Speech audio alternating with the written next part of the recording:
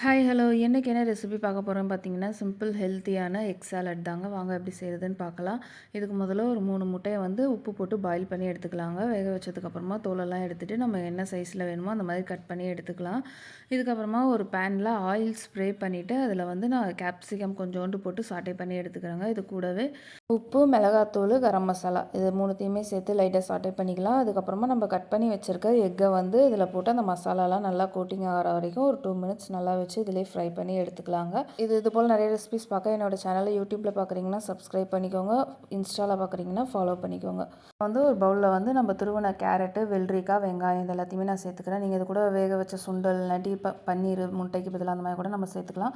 இதில் கொஞ்சோண்டு ஆரிகானோ, கொஞ்சோண்டு உப்பு சேர்த்து நல்லா மிக்ஸ் பண்ணி வச்சுக்கிறேன். இது ஒரு ட்ரெஸ்ஸிங்காக தயிரில் மிளகாத்தூள் போட்டு நல்லா மிக்ஸ் பண்ணியிருக்கேன். ஏன்னா உப்பு நம்ம முட்டையிலையும் சேர்த்துருக்கோம், அந்த வெஜிடபிள்ஸ்லையும் சேர்த்துருக்கோம். அதனால் இதில் தயிரில் நான் சேர்க்கலை.